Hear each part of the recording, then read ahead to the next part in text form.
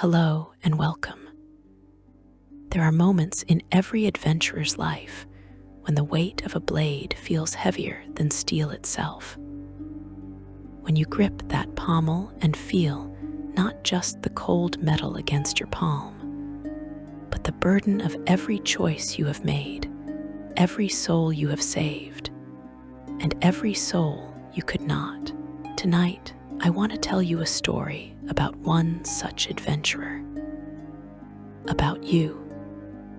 About the path that led from trembling hands in your first dungeon to the moment you became something more than mortal.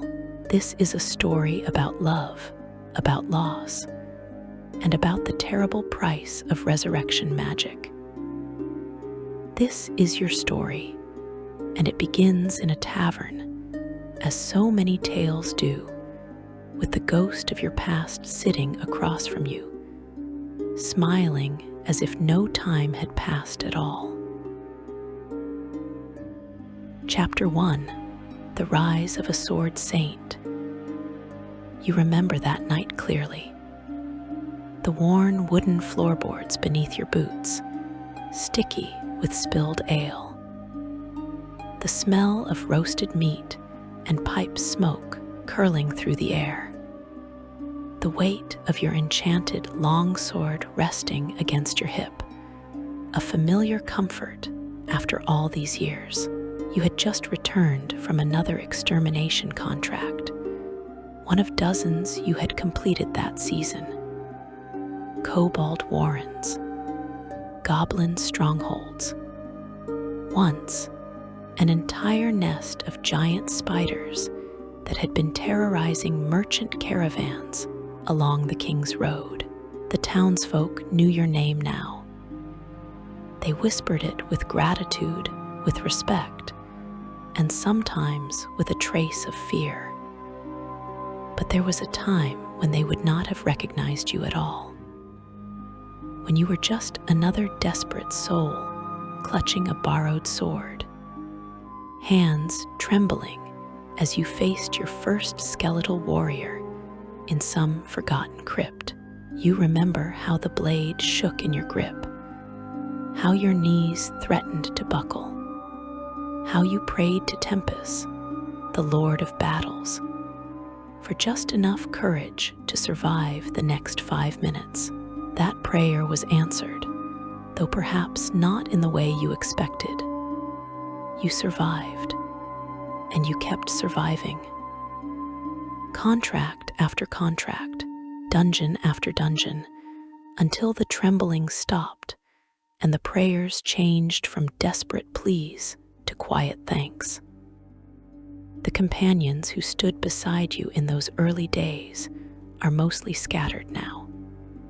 Some found other paths. Some found graves. The party you once led dissolved not long ago, and the reasons still sit heavy in your chest like stones in dark water. You had made choices, mistakes, the kind that make your friends look at you differently, their gazes sliding away when you try to meet their eyes. The kind that hollow you out from the inside until you cannot bear their presence anymore, because you see your own failure reflected in their careful words and hesitant smiles. So you disbanded the group, released them from whatever obligation or loyalty kept them at your side. It was supposed to be a clean break, a chance to drift into the solitary existence of a lone adventurer. Just you and the road and the next contract. No one to disappoint, no one to fail. Except she found you before the loneliness could truly settle in. You looked up from your tankard that night, and there she was, standing in the tavern doorway with that same mischievous grin you remembered from years ago. One of your earliest companions, from back when you were both young and reckless, and convinced you would live forever. She had left the party long before its final collapse, moving on to her own adventures, her own story. But something brought her back to this town, to this tavern, on this particular evening. Divine providence, perhaps, or the cruel humor of Timora, goddess of fortune, who delights in unlikely reunions. She barely recognized you at first. The trembling novice she remembered had been replaced by someone harder, someone scarred, someone who carried themselves with the quiet confidence of a seasoned veteran. When the recognition finally hit her, she practically leaped across the room, laughing with genuine delight at the transformation. You spent that entire night drinking together, trading stories of the years that had passed. She told you about the merchant caravan she had been guarding. You told her about the contracts you had been taking, though you left out the darker details, the recent tragedy that still sat raw in your memory. The ale flowed freely, loosening tongues and lowering guards. Somewhere between the third and fourth round, you found yourself asking if she would consider joining you again, reforming the party. Just the two of you this time, keeping things simple. You expected her to laugh it off, to make some excuse about prior commitments or different paths. But she surprised you. She said yes without hesitation, as if she had been waiting for you to ask. That partnership became the foundation of everything that followed. Two adventurers, working in perfect sync, taking on contracts that would have made other parties balk. Extermination work, mostly, the jobs that required not just skill, but relentless determination. You cleared out bandit camps and goblin warrens, purged undead from forgotten crypts, drove back gnoll raiders from frontier settlements. The work was brutal and exhausting and often thankless, but you were good at it. Better than good, exceptional. Your reputation grew with each completed contract. The pest purgers, some called you, though never to your faces. Others used more respectful titles. The settlements you saved spread word of your deeds. Tavern tales became local legends. Local legends became regional fame. Before long, nobles were sending messengers to seek your services. Guild masters were offering lucrative contracts. Your names carried weight in every major city, from Waterdeep to Baldur's Gate. Sometimes you took on extra challenges just for the thrill of it. A dungeon glimpsed from the road, its entrance half hidden by overgrown vines. A local rumor of treasure in an old wizard's tower. You and your companion would exchange a glance, share a knowing smile, and add another detour to your journey. More than once, you emerged from some supposedly empty ruin with pockets full of coin and another impossible story to tell. The bond between you deepened during those wandering years. The partnership evolved into something more tender, more profound. She understood you in ways no one else could. She had seen you at your worst and still chose to stand beside you when you finally asked her to marry you, kneeling in the aftermath of a successful contract with a ring you had commissioned from a dwarven smith in the Ironforge Mountains. She cried tears of joy and said yes before you could finish your fumbling proposal speech. The wedding was small but perfect. A few old friends, a cleric of Sune, goddess of love and beauty, who performed the ceremony in a garden shrine as the sun set behind distant mountains. You remember the way the light caught in her hair, the way her hand felt in yours, the way your heart seemed too large for your chest. That night, you prayed to Sune with genuine gratitude, thanking the goddess for this unexpected gift, this second chance at happiness. The honeymoon period stretched into months of bliss. You continued taking contracts together, but the work felt different now, lighter somehow. There was someone to return to, someone whose smile made even the hardest days worthwhile. You began to imagine a future beyond the next dungeon, beyond the next contract. Perhaps a home somewhere quiet, perhaps children someday, perhaps peace. That dream seemed within reach the day the Sword Saint found you. He appeared at the same tavern where you and your wife often stopped between contracts. An older human, his face weathered by countless battles, his eyes sharp with the kind of wisdom that comes only from decades of surviving what should have killed you. He wore simple traveling clothes, but you recognized the sword at his hip immediately. Not because of its appearance, which was unremarkable, but because of the way it hummed with barely contained power. An artifact blade, a weapon of legend. He approached your table with the confident stride of someone who had never learned to doubt himself. He introduced himself simply, stating his title with the casual ease of someone mentioning the weather.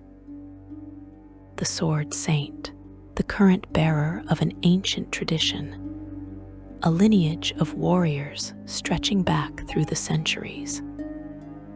Masters of blade work who had elevated swordsmanship to an art form, a spiritual practice, a path to transcendence. He was getting old, he explained. His reflexes were slowing. His joints ached in the morning. It was time to pass on the mantle, to find a worthy successor who could carry the tradition forward. He had been watching you, he said, observing your technique, your dedication, your growth. You possessed the qualities he sought. Skill, certainly, but also something harder to define. A commitment to excellence, a willingness to push beyond your limits, a heart that still believed in something greater than yourself. He wanted to test you properly. A formal duel, here in the training yard behind the tavern. If you proved yourself worthy, the title and all its responsibilities would pass to you. You would become the next Sword Saint, inheriting not just the name, but the sacred blade and the techniques passed down through generations.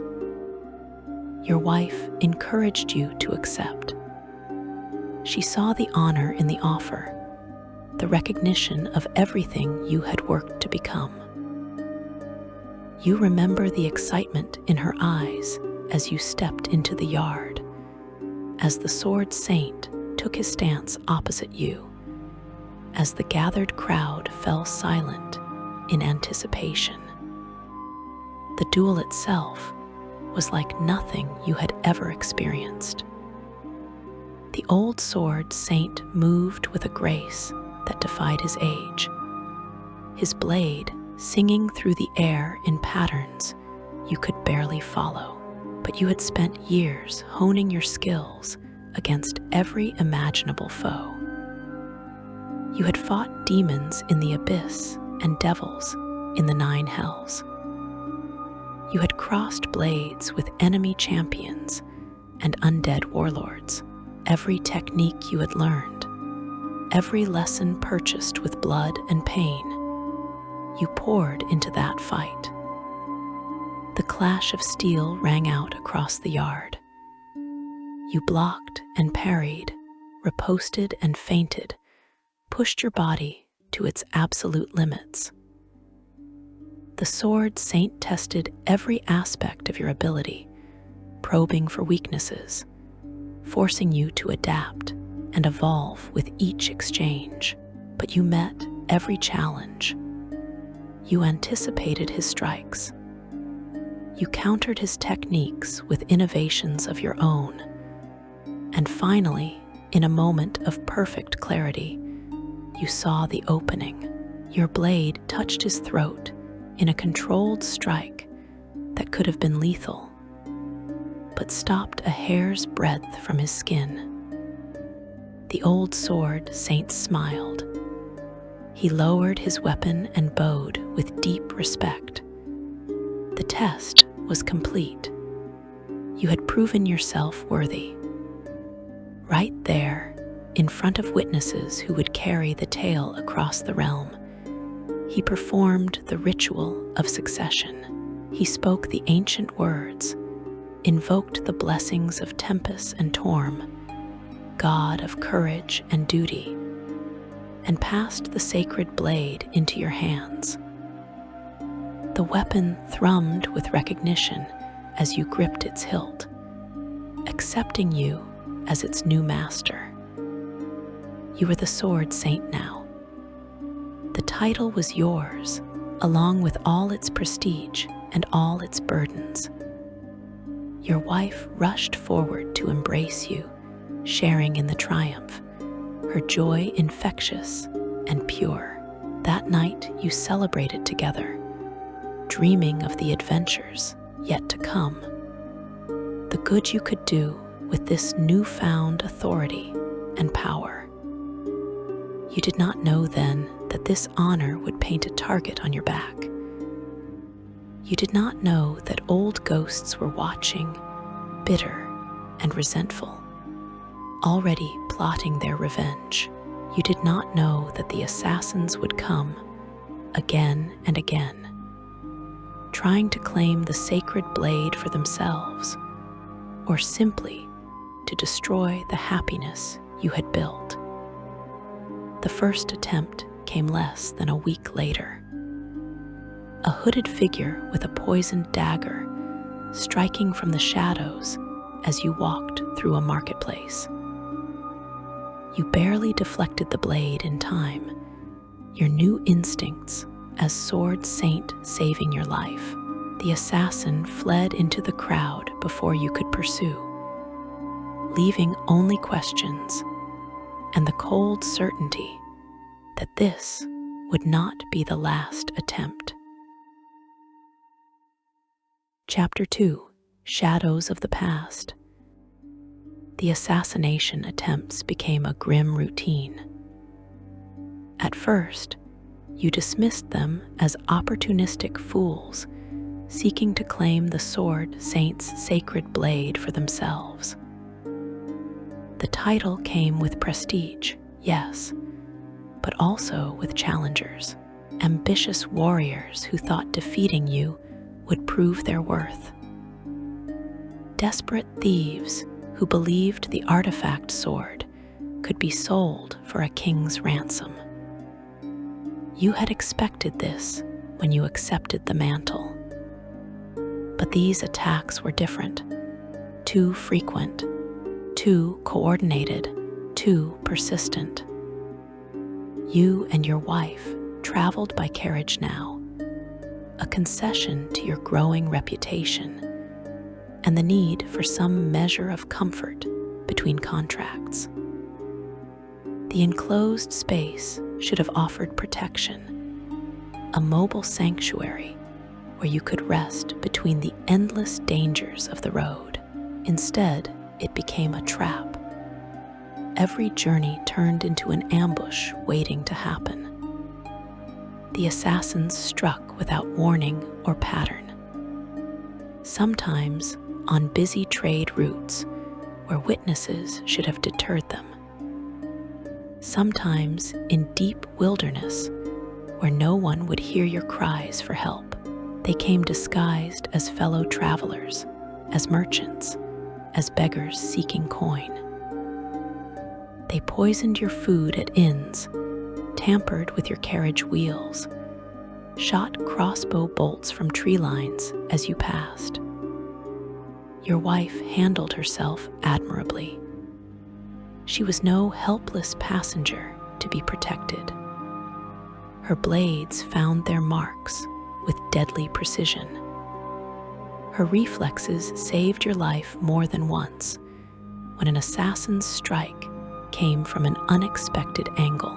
Together, you cut through each wave of attackers, leaving bodies in your wake, always wondering when the next attempt would come. The attacks followed you across the Sword Coast, through the Dalelands, even into the frozen reaches near the spine of the world.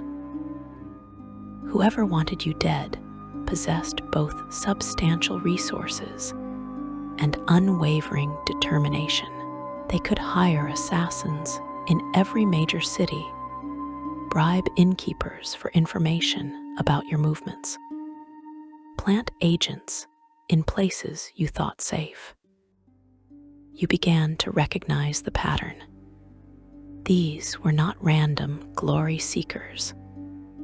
This was a coordinated campaign. Someone with deep pockets and deeper hatred was funding this endless assault on your life. But who? You had made enemies during your adventuring career, certainly. You had killed bandits and monsters, disrupted criminal operations, foiled plots both mundane and apocalyptic. But this level of personal vendetta suggested something more intimate. Someone you had wronged directly. Someone who wanted not just your death, but your suffering. The revelation came on a gray autumn afternoon as your carriage rolled through a forest path between two frontier towns. The ambush was larger than usual. A dozen assassins, maybe more, emerging from the undergrowth with weapons drawn. Their leader was a scarred half-orc woman who carried herself with the confidence of a veteran sellsword. She did not bother with stealth or surprise. She simply stood in the road ahead, forcing your driver to halt, and smiled with cruel anticipation. You stepped from the carriage, the sacred blade already in your hand. Your wife emerged beside you, her own weapons ready.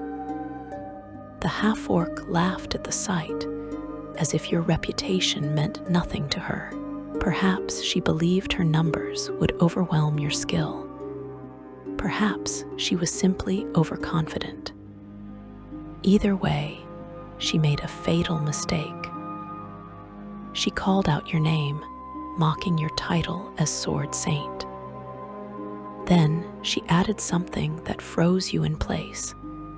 She mentioned who had hired her, spoke the name of the person who wanted you dead, who had been funding these attacks for months. The shock hit you like a physical blow. Your concentration wavered for just a heartbeat, but that was enough. An assassin you had not noticed, hidden in the branches above, struck with a throwing blade. The weapon caught you across the shoulder, slicing through your cloak and leather armor to draw blood. The pain snapped you back to the present, back to the immediate danger. What followed was not a battle, but an execution. Your anger burned away any hesitation. The sacred blade moved through forms you had drilled 10,000 times, each strike precise and lethal. Your wife fought beside you with matching fury, covering your injured side, her blades finding throats and hearts with surgical efficiency. The assassins fell one by one, their confidence evaporating as they realized they had provoked something beyond their ability to handle.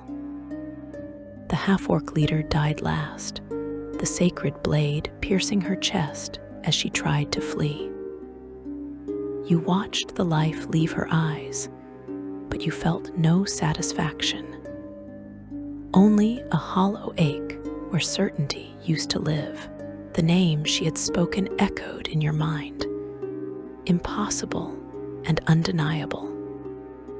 Your first wife, the woman you thought you had left behind, she wanted you dead. The carriage ride to the next town was silent. Your wife tended your wound with healing magic, invoking Lathander, god of renewal and vitality, to close the gash and restore your strength. But she could see the turmoil in your expression, the way your thoughts had turned inward.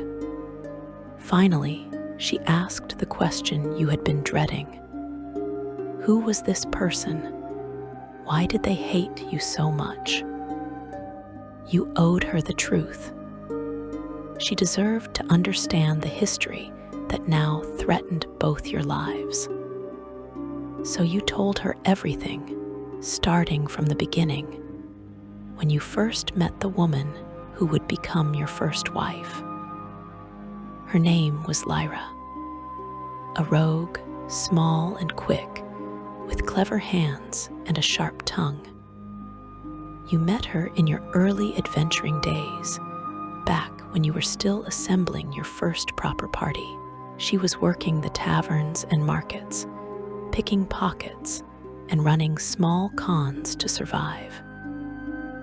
You knew from the first conversation that she was trouble. She was selfish and calculating, the type who always looked for the angle, who never gave anything without expecting something in return. But you also saw something else. A desperate soul trying to survive in a world that had given her few options. An orphan who had learned to rely only on herself because trusting others meant disappointment and betrayal. You recognized that loneliness because you had felt it yourself. So, despite every instinct warning you away, you invited her to join your party. Your friends questioned the decision. They saw what you saw, the red flags, the warning signs. But you insisted. You believed you could help her. Change her, maybe. Show her that not everyone would abandon her, that she could be part of something larger than her own survival. Looking back now, you recognize the arrogance in that assumption. The naive belief that you could fix someone through sheer force of will and good intentions. For a long time, nothing changed. Lyra remained exactly who she had always been. She contributed minimally to combat, always hanging back, always preserving herself first. But when it came time to divide treasure, she made sure her share was never short. She complained constantly about the difficulty of contracts, about the risks you were taking, about how she could be making easier money elsewhere. Your other companions grew frustrated with her attitude, but you defended her every time, making excuses, asking for patience. Then you decided to focus on extermination contracts.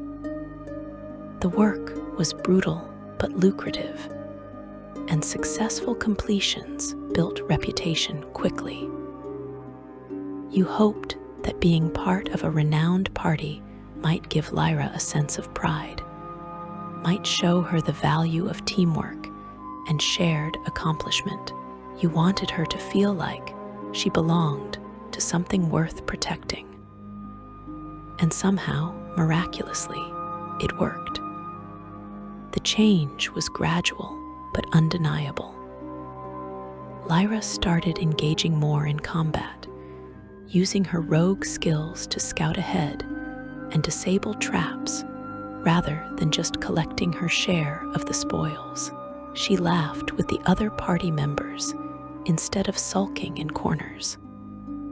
She asked about their lives, remembered details, showed genuine care. The mercenary shell began to crack, revealing someone warmer underneath. You watched this transformation with growing hope and eventually something deeper. Admiration became affection. Affection became love. You found yourself thinking about her during quiet moments, noticing the way she smiled when she thought no one was watching, feeling protective when danger arose. She seemed to feel the same pull. Conversations between you grew longer, more intimate. Glances lingered. Hands touched with increasing frequency. The rest of the party saw what was developing and offered their support. When you finally confessed your feelings, Lyra responded with tears and laughter, and a kiss that made your heart race. The wedding came quickly after that, celebrated by your companions in a ceremony blessed by a traveling priest of Sune. The goddess of love and beauty seemed to smile on your union, filling the day with perfect weather and genuine joy. The honeymoon period was everything you had dreamed. Lyra was affectionate and playful, the walls completely down now, her true self finally emerging. You took contracts together, fought side by side, shared the quiet moments between battles. Life felt complete in a way it never had before. You thanked Sune in your prayers, grateful for this unexpected blessing, this love you thought you might never find. You should have known it was too fragile to last. Happiness always is for adventurers.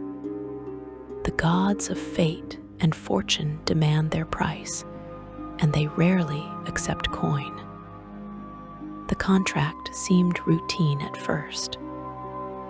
A troll infestation in an abandoned complex beneath a ruined castle. The local lord offered good money for a complete extermination, and your party's reputation made you the obvious choice. You had faced trolls before, knew their regenerative abilities, understood the need for fire and acid to keep them down permanently. This should have been straightforward work. You descended into the depths with confidence bordering on arrogance. The sword Saint Mantle was still new then, the title filling you with a sense of invincibility. You had carved through dozens of dungeons, faced countless monsters, survived encounters that should have killed you. What were a few trolls compared to everything else you had overcome? The first levels were exactly what you expected. Scattered troll guards, easily dispatched. Some minor traps that Lyra disabled with practiced ease. The standard layout of an old fortress converted into a monster lair. Your party moved through the complex with efficient brutality, clearing room after room, level after level. But you missed something crucial. In your confidence, you failed to notice how the battles were affecting Lyra. She was tiring faster than usual, her movements becoming sluggish, her breathing labored. Perhaps she was fighting off illness. Perhaps the musty air of the dungeon was affecting her lungs. Perhaps she was simply having an off day. You should have stopped, should have asked if she needed rest, should have paid attention to anything beyond your own drive to complete the contract. Instead, you pushed forward to the deepest chamber, where the troll chieftain waited with his final guards. The battle was fierce, but exhilarating. Your sacred blade carved through thick hide and regenerating flesh, your companions supported with magic and steel. You felt invincible, unstoppable, certain of victory. When the last troll fell, you turned to celebrate. Your smile died before it fully formed. Your companions stood frozen, their faces pale with horror. They were looking past you, toward the chamber entrance where Lyra had been providing ranged support. She was slumped against the wall, her crossbow fallen from nerveless fingers. Her skin had gone gray, her breathing shallow and irregular. You ran to her side, but even as you reached for her, you knew. The life had already left her body. She was gone. Chapter 3: The Price of Resurrection. The panic that seized you in that moment was primal and absolute. You dropped to your knees beside Lyra's body, pressing your fingers to her throat, searching desperately for a pulse that was not there. Her skin was already cooling. Her eyes stared at nothing. You shook her shoulders, called her name, begged her to wake up, but corpses do not respond to pleading. Your companions pulled you away gently, their own grief evident, but tempered by the practicality born from years of adventuring. Death was a familiar companion on the road. They had all lost friends before. They knew the protocols, the rituals, the difficult choices that came next. But this was different for you. This was your wife, the woman you loved, the person who had finally taught you that happiness was possible. Someone suggested carrying her body back to the surface. Someone else mentioned a temple in the nearest city where clerics of Kelemver, god of the dead, could prepare her for a proper burial. You heard their words as if from a great distance, filtered through the roaring in your ears, the crushing weight in your chest that made breathing feel impossible. Then one of your companions, a wizard who had studied the deeper mysteries of magic, mentioned resurrection. The word cut through your despair like a blade through fog. Resurrection, the miracle that could undo death itself, that could pull a soul back from the fugue plane where Kelemver judged the departed.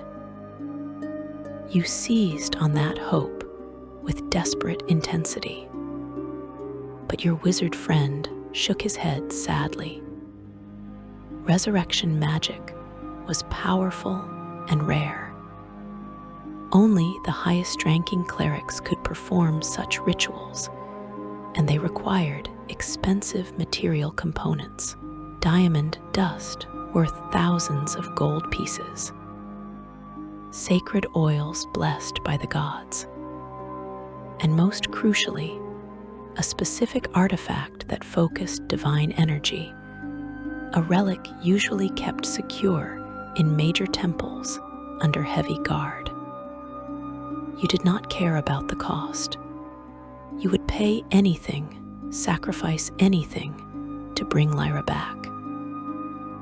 You gathered her body with trembling hands, wrapped her in your cloak, and led your party out of that cursed dungeon at a sprint. The journey back to civilization blurred together in your memory. You only remember the weight of her in your arms, the terrible stillness, and the single-minded determination driving you forward. The temple in the city was a grand structure dedicated to Lathander, god of renewal and vitality. The head priest was an elderly halfling woman with kind eyes and hands weathered from decades of healing work. She examined Lyra's body with professional detachment, then delivered the news that made your heart soar and sink simultaneously. Resurrection was possible. Lyra had not been dead long enough for her soul to pass final judgment. The ritual could be performed, could call her spirit back from the fugue plane and bind it once more to her body. But there was a problem, a significant problem. The temple's resurrection focus, a sacred crystal that channeled divine power, had been stolen just 3 days prior. A raid by unknown thieves who apparently knew exactly what they were looking for, and when the temple defenses would be weakest. Without that focus, the ritual could not be completed. The priest was terribly sorry, but until the artifact was recovered, there was nothing she could do. You demanded to know where the thieves had gone. The priest hesitated, clearly reluctant to send a grief-stricken husband on what might be a suicide mission. But you would not be deterred. You invoked your status as Sword Saint, called in favors from the city guard, pressured every information broker and street rat you could find. Within hours, you had a lead. The artifact was hidden somewhere in the Whispering Depths, a notorious dungeon complex known for its deadly traps and resident necromancer. Your companions tried to talk you out of going immediately. You were exhausted from the troll fight, emotionally shattered, in no condition for another life-threatening delve. But you could not wait. Every hour Lyra's soul lingered in the fugue plane was an hour she might slip away forever. You gathered your gear, checked your weapons, and headed for the dungeon entrance before sunset.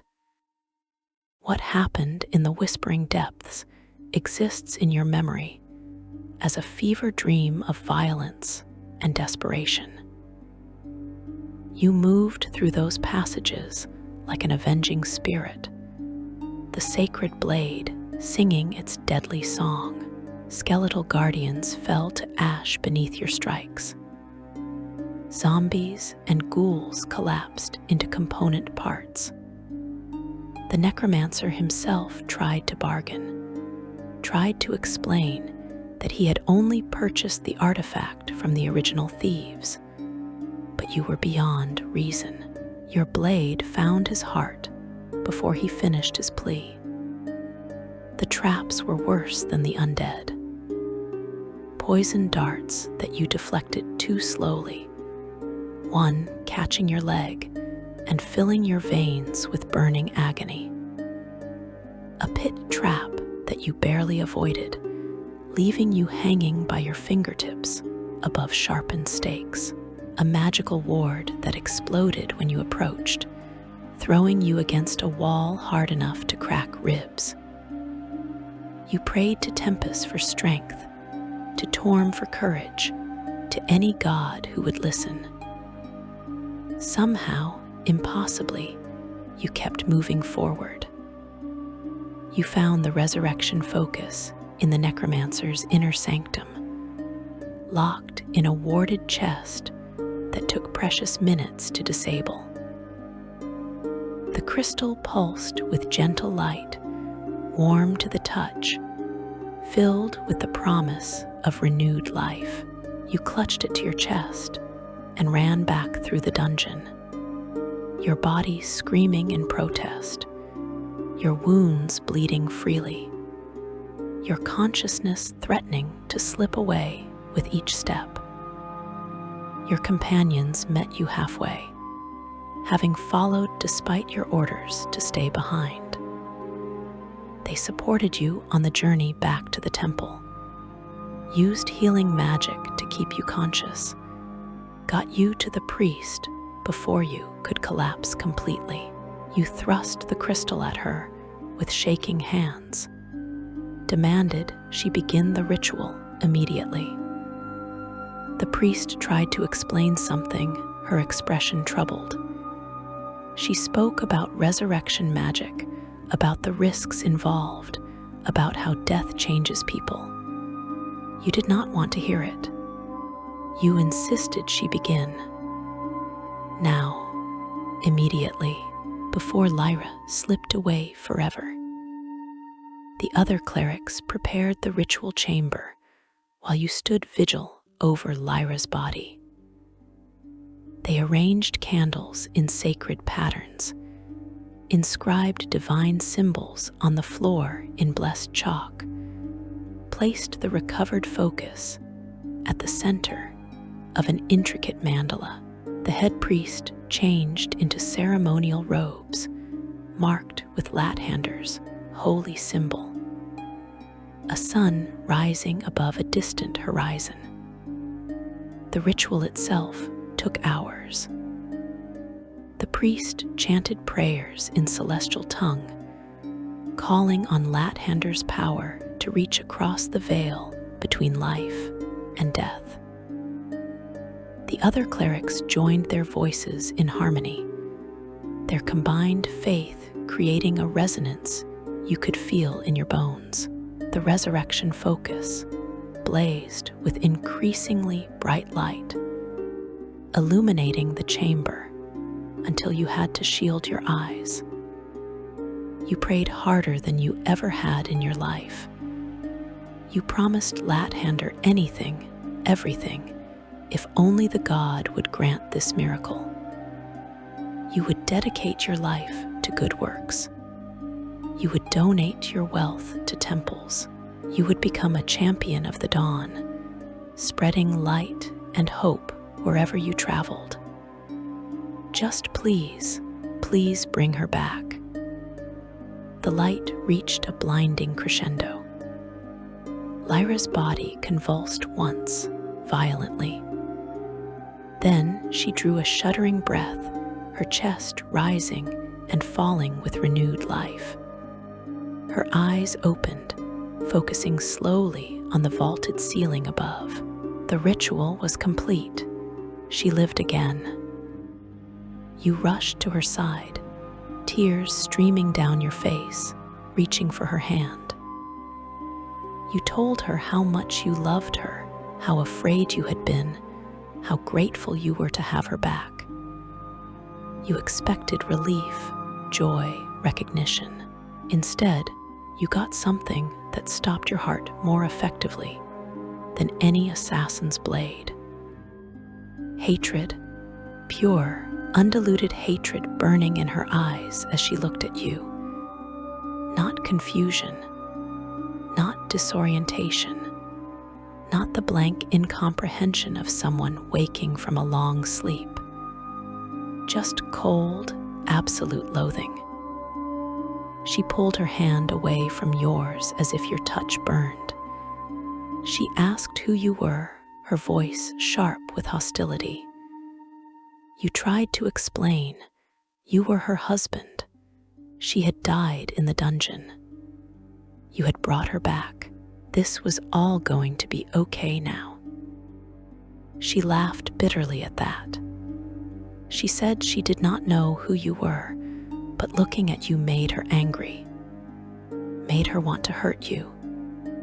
The emotions were instinctive and overwhelming. She did not understand them, but they were real and powerful and directed entirely at you. The head priest finally said what she had been trying to tell you before the ritual. Resurrection was never guaranteed to bring someone back unchanged. The trauma of death, the journey through the fugue plain, the violence of being torn back across the veil, all of it could alter a person fundamentally. Sometimes the resurrected forgot their previous lives. Sometimes they came back different, with changed personalities or lost memories. And sometimes, rarely but devastatingly, they came back wrong in ways no magic could fix. You refused to accept this. You insisted it was temporary, that given time Lyra would remember, would return to herself. You begged the priest for another ritual, some magic that could restore her memories. But the priest shook her head sadly. There was nothing more she could do. Either Lyra's memories would return naturally, or they would not. Only time would tell. Lyra stayed with the party afterward, though you could see the calculation in her eyes. She did not remember you, did not trust you, but she recognized that traveling with an established adventuring group offered security and profit, so she tolerated your presence, her demeanor shifting back to that mercenary coldness you remembered from when you first met. All the progress, all the warmth, all the love had been erased. You had your wife's body back, but her soul felt like a stranger's. You tried everything to reach her. You told her stories of your adventures together, hoping something would spark recognition. You showed her mementos from your wedding, the rings you wore, letters she had written. You were patient with her hostility, endured her cutting remarks, gave her space when she demanded it. Your companions watched with increasing discomfort as you twisted yourself into knots trying to revive something that might be permanently dead. The necklace was your last desperate attempt. You had heard Lyra mention it once in passing, back before everything fell apart. A cat's eye cross pendant, supposedly unique, forged by a master jeweler in Waterdeep. She had seen it in a shop window and fallen in love with it, but the price was astronomical. You remembered how her face had looked as she gazed at that necklace. The longing and resignation mingled together. You spent a fortune to acquire it, called in favors, liquidated assets, paid 3 times what the jeweler originally asked just to secure the piece quickly. When you presented it to Lyra, you watched her face carefully, hoping for some sign of the woman you had married. She took the necklace without comment, examined it critically, then tucked it away without thanks. The next day, you passed through a city hosting a traveling auction house. Curiosity drew you inside to browse the offered wares. And there, gleaming under lamplight in a display case, was the cat's eye-cross pendant. The same one. The auctioneer was already taking bids, the price climbing rapidly as wealthy collectors competed for what he claimed was a one-of-a-kind masterwork. You felt something break inside you. Not your heart, which had already shattered into too many pieces to count. Something deeper, your hope, perhaps. The stubborn belief that love could overcome any obstacle, that dedication and sacrifice would eventually be rewarded. You confronted Lyra that evening. She did not deny selling the necklace. Why would she? It was valuable, and she needed money. What did sentiment matter to someone who did not remember the person offering gifts? Your pain meant nothing to her.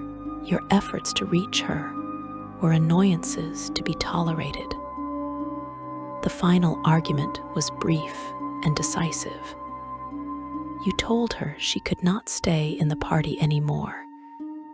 This arrangement was not working. She was free to go, take her share of the remaining treasure, find her own path.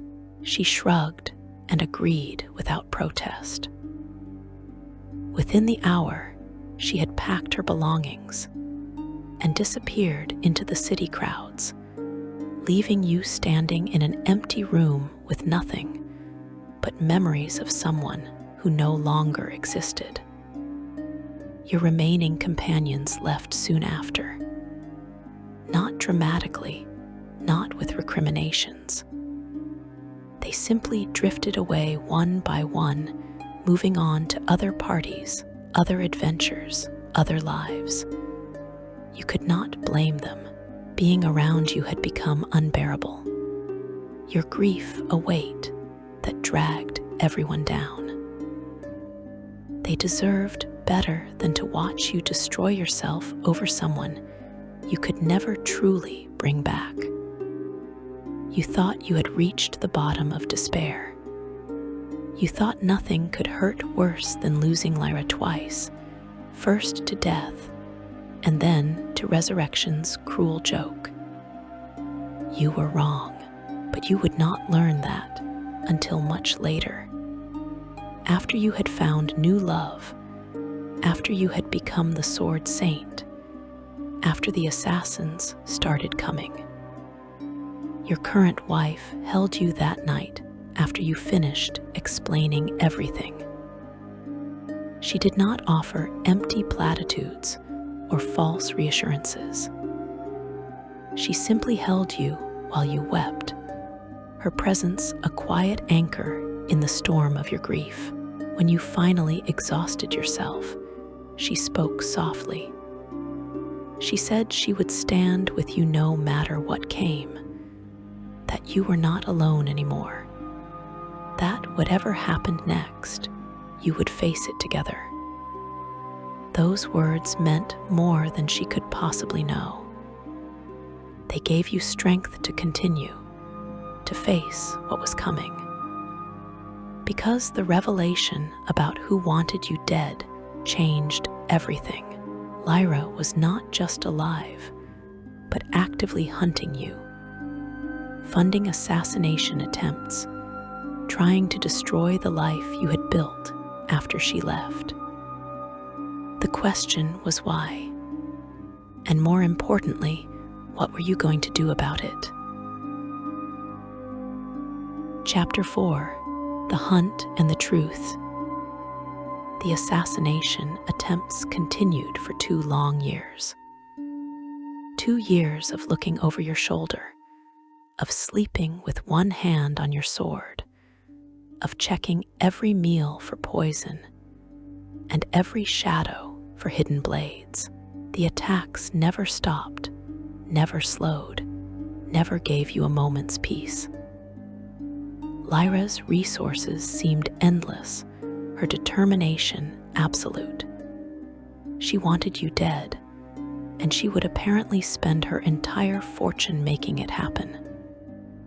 Your life changed in ways you never anticipated.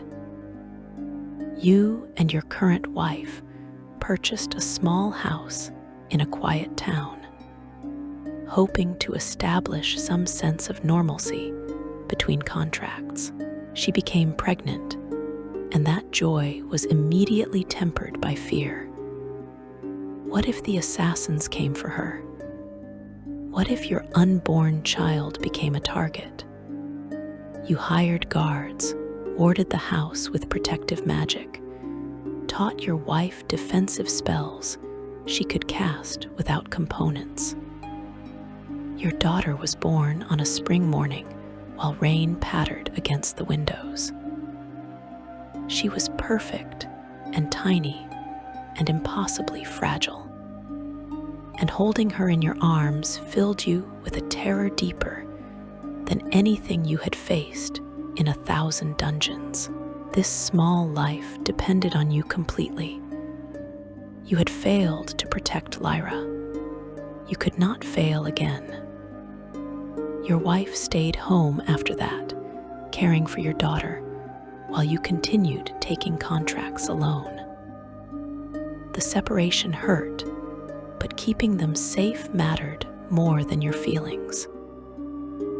You surrounded the house with the best security money could buy, hired retired adventurers to guard the property, arranged for teleportation circles that could evacuate them to safety if the worst happened. You prayed to Lathander each morning, asking the god to watch over your family while you were away. But the fear never left you. Every time you entered a mission posting hall, you scanned the room for potential threats. You began to recognize the signs, the sidelong glances, the nervous energy, the way certain people touched weapons when you entered. The assassination contracts on your head circulated openly now. Gold for the sword, Saint's life. More gold for his sacred blade. Even more if you could arrange for him to suffer first. The breaking point came on an otherwise ordinary afternoon. You had stopped at a mission hall in a border city, seeking work that would take you far from home. You trusted your security arrangements, but distance provided additional safety. If potential assassins had to travel weeks to reach your family, that gave you time to intercept them. You were reviewing available contracts when you noticed the familiar signs. Adventurers whispering, hands moving toward weapons. The mission hall attendant's face going pale as she looked at something behind the counter. You walked over calmly, keeping your expression neutral, and asked to see what she was reading. She tried to hide the paper, but you were faster. You pulled it from her trembling hands and read the contents. Your name, as expected. A substantial bounty, also expected. But this one was different. This one offered an additional reward for information about your family's location. For anyone who could provide details about your wife and daughter. The paper crumpled in your grip. Your carefully maintained composure shattered. This had gone beyond a personal vendetta.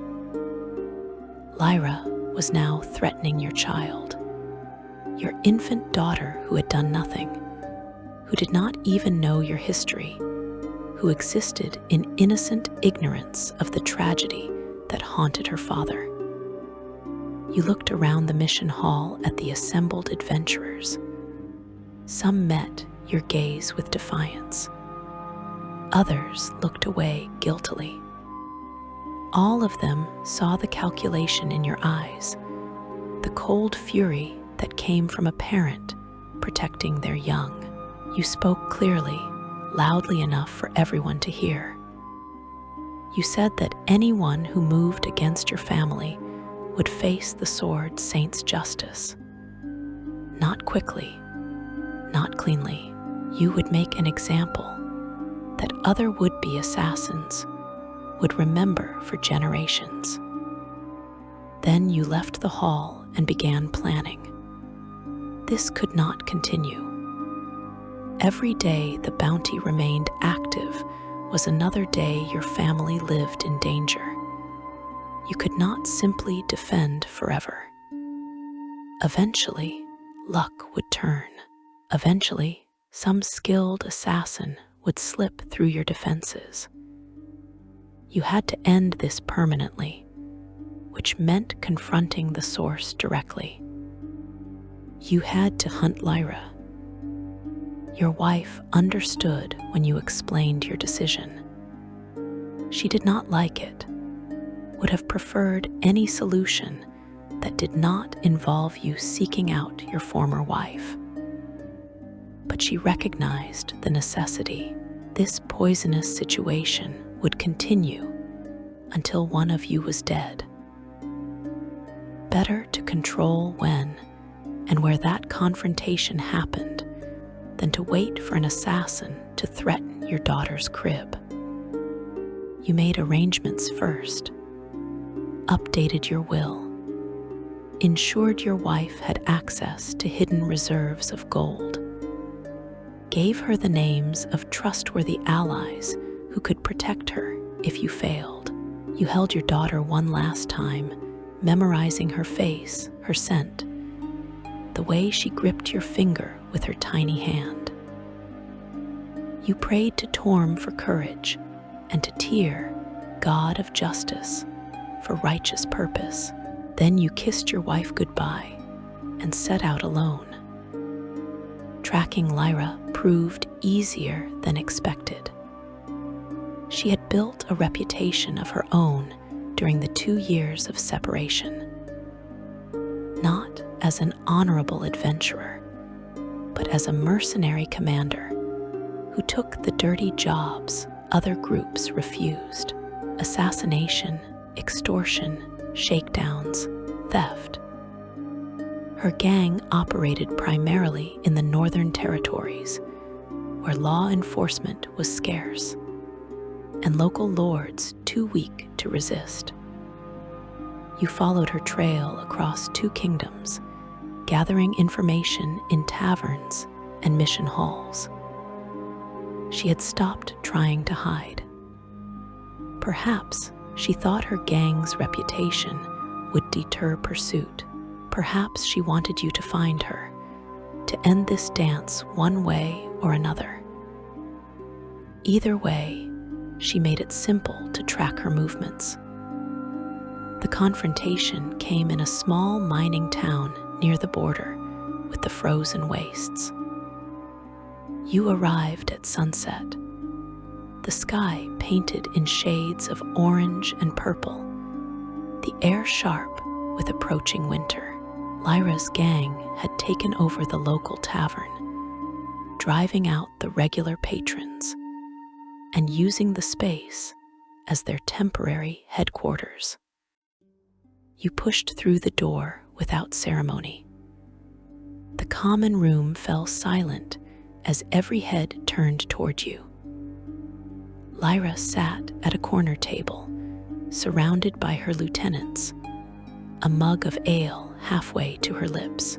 When she saw you, her face split into a grin of pure, malicious delight. She had been waiting for this moment. She did not waste time with words. A single gesture brought her entire gang to their feet. 24 hardened criminals and desperate sellswords, all reaching for weapons, all moving to surround you. They thought their numbers would be enough. They were wrong. You were the Sword Saint. That title meant something. It represented decades of training, countless battles, techniques refined through blood and pain. More importantly, you fought not for glory or gold, but for your family's safety. That purpose gave you strength beyond mere skill. The sacred blade left its sheath in a whisper of steel. The first attackers reached you, and you met them with forms perfected through 10,000 repetitions. Block, parry, riposte. Your blade found throats and hearts with surgical precision. You invoked Tempest, asking the Lord of Battles for the strength to protect what you loved. The god answered. What followed was not truly a fight, but a demonstration of the gap between trained warriors and the Sword Saint. You moved through Lyra's gang like a storm through wheat. Every strike was precise, efficient, lethal. You gave no ground, showed no mercy. These people had threatened your daughter. They had chosen their fate when they accepted that contract. Bodies fell around you. The survivors broke and ran, fleeing into the cold night rather than face certain death. Soon only you and Lyra remained, standing amid the carnage in the now silent tavern. She had not moved from her table, had not drawn her weapons, had simply watched as you dismantled her entire organization. Now she stood slowly, her hands resting on her daggers. Her expression held no fear, only a strange excitement mixed with something you could not quite identify. She congratulated you mockingly on becoming everything you claimed to be. The perfect sword saint, the ultimate warrior, the man who had everything. You asked her the only question that mattered. Why? Why hunt you for years? Why threaten your family? Why dedicate herself to destroying your happiness when she had been the one to leave? Her answer was simple and devastating. She said she wanted the Sword Saint's sacred blade, that she deserved it after everything you put her through. The lie was transparent and hollow. You could see through it immediately. There was something else happening here. Some deeper truth she would not speak. Your patience exhausted, your heart hardened by years of threats, you moved forward with lethal intent. Lyra met your advance with her daggers drawn, but the outcome was never in doubt. She was skilled, certainly, but you were the Sword Saint. Your blade found the openings in her defense, bypassed her parries, drove toward her heart with unstoppable force. The sacred blade pierced her chest. You felt the resistance as steel parted flesh, heard her gasp as the weapon drove deep. You expected many possible reactions: anger, fear, regret, defiance. What you got instead was something that stopped you cold. Relief. 2 streams of tears ran down Lyra's face as she looked up at you. Not tears of pain or sorrow, tears of joy, tears of release. Her expression softened into something almost peaceful, almost content. She was dying by your hand, and she was happy about it. Her legs gave out and she collapsed. You caught her instinctively, lowering her to the floor even as your mind reeled with confusion. Her mouth moved, forming words too quiet to hear. Her hand was clenched around something, gripping it with desperate intensity, even as her strength faded. Then she smiled. Actually smiled, genuine and warm, the expression you remembered from before her death and resurrection. And then she was gone, her eyes going distant, her breathing stopping, her body becoming just another corpse among the many scattered across the tavern floor. You knelt beside her in shock, trying to understand what had just happened. Why had she looked relieved? Why had she smiled? What was she holding? Slowly, carefully, you pried open her clenched fist. Something small and metal fell onto your palm. The cat's eye-cross pendant. The necklace you had bought her, the one she supposedly sold at auction. She had been holding it all this time, clutching it like a lifeline, keeping it close to her heart. The implications crashed over you like a tidal wave. She had not sold the necklace. She had never sold it, which meant everything else might also have been a lie. The hostility, the hatred, the assassination attempts, everything you thought you understood about the past 2 years suddenly felt unstable, uncertain, wrong. The tavern door burst open. You looked up to see familiar faces entering. Your old companions, the ones who had been with you when Lyra died the first time. They stopped when they saw the scene before them, their expressions a mixture of horror and resignation. They had arrived too late. You demanded answers. You told them about the assassination attempts, about Lyra's gang, about the final confrontation. You asked why she had smiled, why she had kept the necklace, why none of this made sense. One of your old friends, the wizard who had known about resurrection magic, spoke first. His voice was heavy with guilt and sorrow. He told you that Lyra had never forgotten you, that the resurrection had not erased her memories at all, that everything afterward had been an elaborate performance.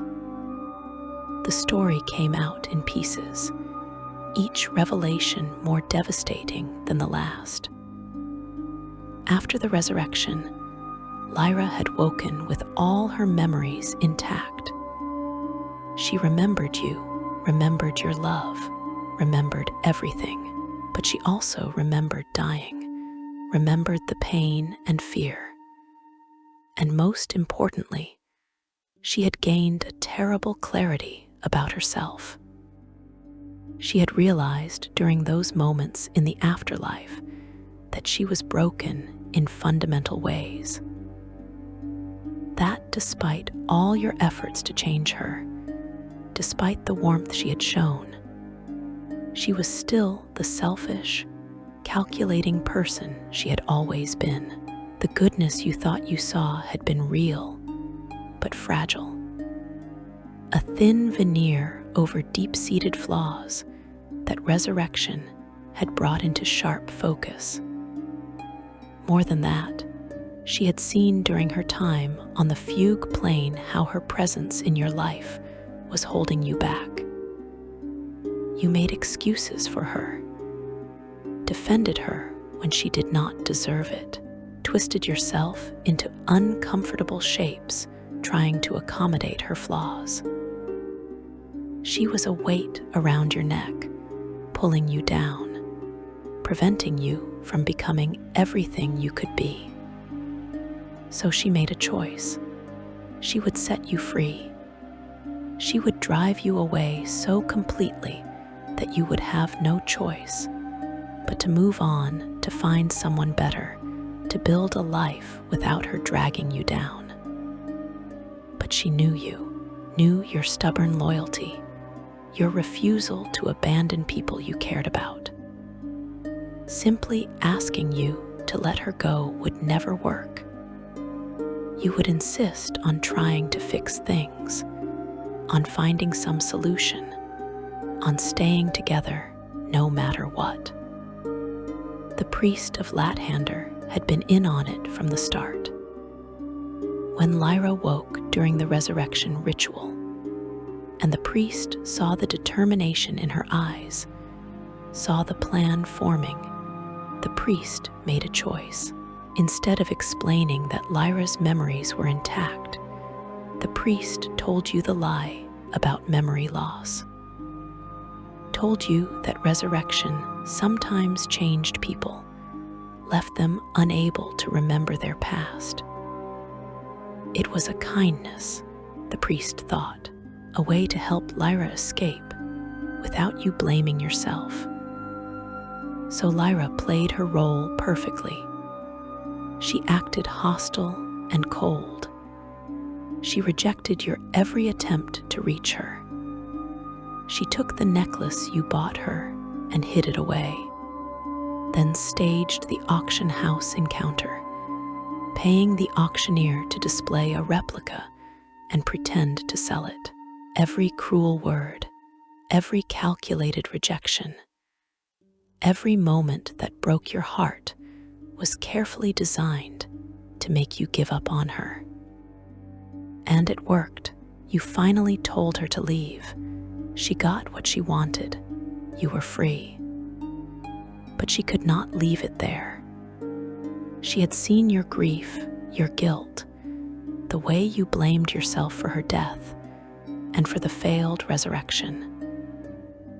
That pain was a poison that would have destroyed you eventually, so she gave you something else to feel instead. Something easier to process than grief. Anger. The assassination attempts were never meant to succeed. She hired incompetent assassins, sent them with orders to make a show, but fail. She wanted you to know someone was hunting you, wanted to give you an external enemy to focus on instead of internal anguish. And when you finally became the Sword Saint, when you found new love and started a family, she escalated. Not because she wanted to hurt you, but because she wanted to force you to act. She wanted you to come for her, wanted you to confront her, and ultimately, she wanted you to kill her. Because Lyra knew herself well enough to understand she would never truly be free. The selfish, broken parts of her would always resurface. She would always be tempted to reach out, to interfere, to sabotage your happiness out of some twisted belief that she deserved you more than anyone else. The only way to ensure you stayed free, stayed happy, stayed with your new family, was to remove herself from the world permanently. So she turned herself into a villain you could righteously destroy, built a gang, took dirty contracts, made herself into someone whose death would be justified, even necessary. And when you finally came for her, when your blade pierced her heart, she felt nothing but relief. Relief that her plan had worked. Relief that you would live free of her shadow. Relief that she could finally stop pretending to be something other than what she was. The tears were tears of joy because she was proud of you. Proud that you had found love again. Proud that you had become the Sword Saint. Proud that you were protecting your family with the same fierce determination you had once wasted protecting her. And the smile, that final peaceful smile, was her way of saying goodbye. Her way of telling you that everything would be okay now. That you were free to live the life she always wanted you to have. You looked down at the cat's eye cross pendant in your palm, the necklace she had cherished and hidden. The one piece of you she allowed herself to keep through everything. And you understood finally, devastatingly, that every cruel word had been a gift, every rejection had been an act of love. Every assassination attempt had been her way of setting you free. You had killed the woman you loved twice now, once through negligence in a dungeon, once through deliberate action in a tavern, and this time there would be no resurrection, no desperate quest for magical artifacts, no second chances. This time, death was final and irreversible. Your companions helped you give Lyra a proper burial. They prayed over her grave to Kelimver, asking the god of the dead to guide her soul to its final rest. You could not speak, could barely breathe. The weight of what you had done, of what she had done for you, crushed you more completely than any physical injury. You returned home eventually. Your wife saw your face and knew immediately that something had changed. You told her everything, holding nothing back. You wept in her arms for the second time in your marriage, mourning not just Lyra's death, but the terrible beauty of her sacrifice, the lengths she had gone to ensure your happiness, even at the cost of her own life and reputation. Your wife held you through it all. She did not judge, did not compare herself to the woman who came before. She simply loved you as she always had, with the steady certainty that you needed more than anything. The years that followed were peaceful. You took fewer contracts, spent more time with your family. Your daughter grew strong and healthy, never knowing the price paid for her security. The assassination attempts stopped completely. No one hunted the sword saint anymore. You were just a father, a husband, an adventurer growing old with grace and quiet contentment. But you never forgot. The cat's eye cross pendant stayed locked away, brought out only on quiet evenings when memories felt less sharp. You carried the weight of understanding what she had done, how she had loved you enough to make herself hateable, to orchestrate her own end so you could finally be free. That was the true price of resurrection. Not gold or diamonds, but the person who returned. Lyra paid it knowingly, buying your happiness with her destruction. You honored her sacrifice by becoming the person she believed you could be. You protected your family. You served as sword saint with purpose. Each dawn you prayed to Lathander, thanking the god for second chances, while carrying the quiet ache of their cost. Sometimes, in those still moments before sleep, you whispered prayers to Kelimver, not asking for anything, just hoping that wherever her soul rested, she had found peace, that she knew her sacrifice mattered, that you were happy and free, and forever grateful for the terrible gift she gave. Gratitude, memory. A life lived fully in the freedom her death purchased. That was all you could offer, all anyone could offer in the end.